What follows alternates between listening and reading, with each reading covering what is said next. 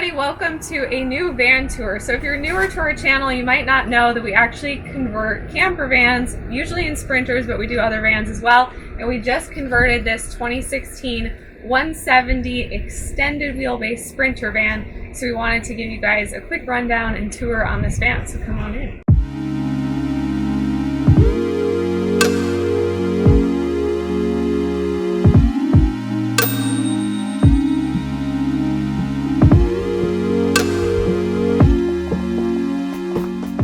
Already had installed a window here in the kitchen, so we decided this was the logical place to put his kitchen.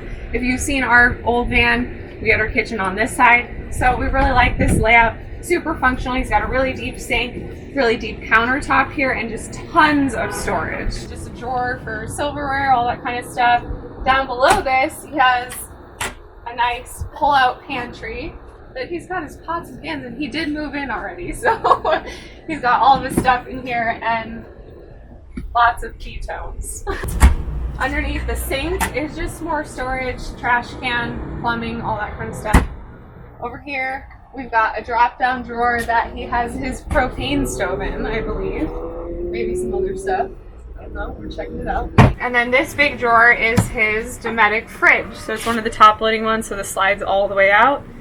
And then when it's closed, you can't really even tell it's a fridge there. We just got upper storage, so more food, more dishes, plenty of storage. This van, I feel like, has so much storage, it's crazy. And then we have his kind of dresser closet area, so more upper storage here. And then in this compartment is his electrical setup, which Alex will explain in a minute. Down here we've got a little closet that pulls out, so it's got hanging storage, and then he's just got a bunch of drawers here for clothes storage, and then another cabinet just at the end for even more storage. So like I said, there's a lot of storage in this van. It is the extended, so it gives him a little bit more space in here.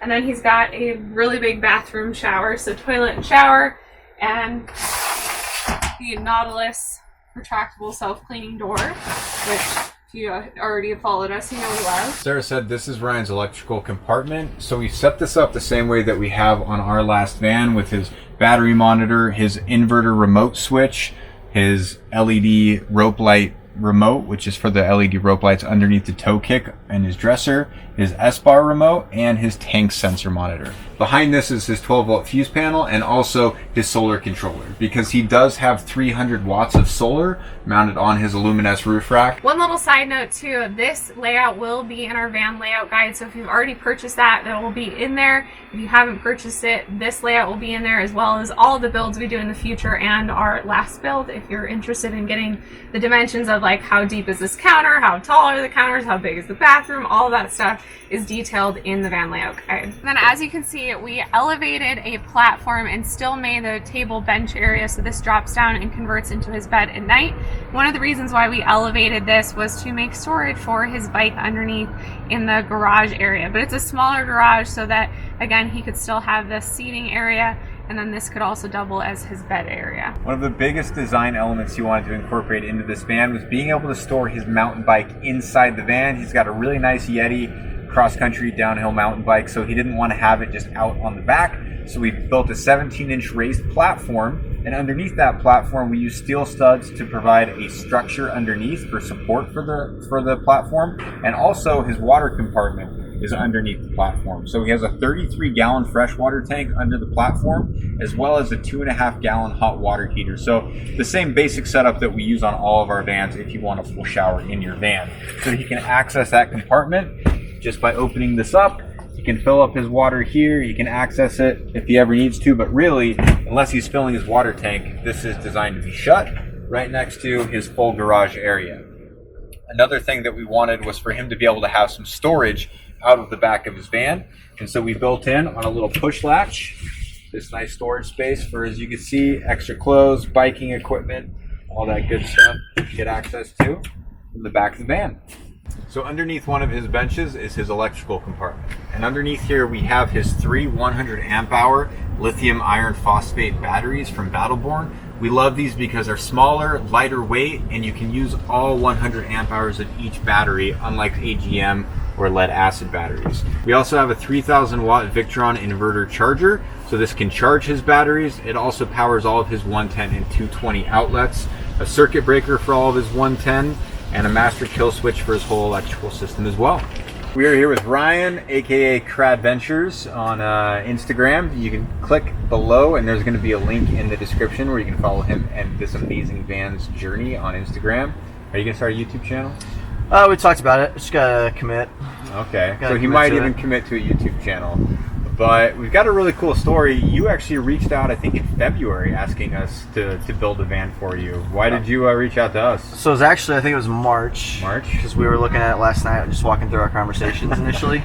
And I think I just reached out and was like, hey, I've got a van and a budget. I liked what you guys had done with your van. And so at the point, I had spent some time trying to build my own and quickly realized I was in over my head.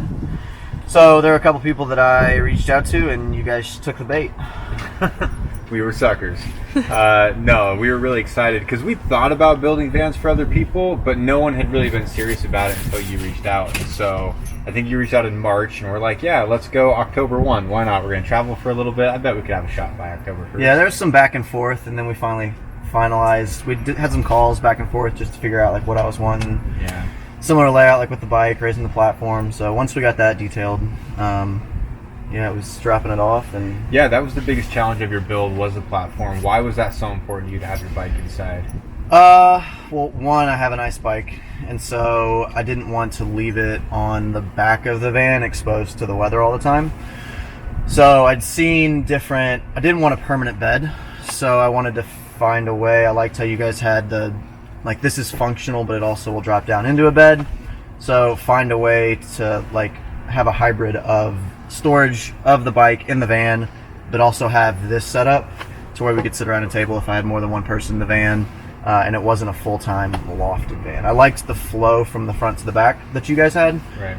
So finding a way to incorporate the bike with that flow was important. Yeah, which we changed the flow around a little bit because you already had the T-vent window installed behind the driver's seat. It was a little crooked. So we had to move the bathroom, obviously, more towards the middle of the vehicle. What bathroom? Full shower, urine diverting toilet. What for you was like, I want more than just a cassette toilet? Why did you want the shower? Well, I liked the piece that, like, you don't have the cassette. I don't have to get my hands on like a tub of urine to get rid of it. It just drains to a gray water tank. So that was a big plus. And then like I knew I wanted to simplify and travel, but like obviously I also like nice things. So when you were like hot water, shower, toilet, I was like, why not? So I just wanted to incorporate as much as we could.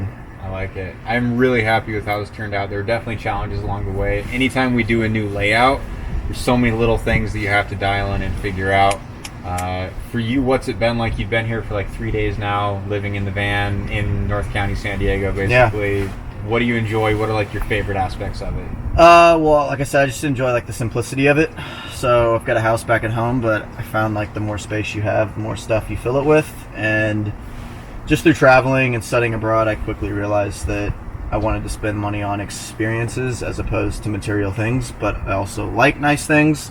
So that's where you guys kind of came in. And all in all, it's just silly that at one point I had just like a pieced together jerry-rigged van kind of, and now it's this, which one feels like a home, two feels much bigger and more functional than it did before.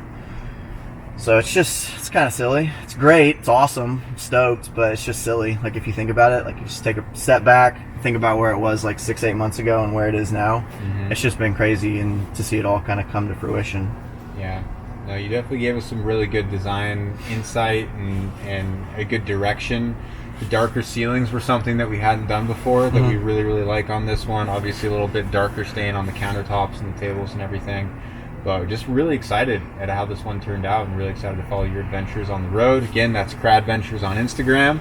Check him out. He's pushing ketones all over the country. So, yeah, thanks so much for working with us. It's been a blast. No, it has been. So this is build number 1 for a client done. We have 2 other vans right now that we're going to be building simultaneously. So, again, thanks, man. Really appreciate it. I appreciate you guys. Otherwise, I'd still be clunking around in a half-built van. All right, if you like this video, give it a thumbs up. Subscribe for more van builds, tours of other van lifers' vans, and we'll see you guys next time.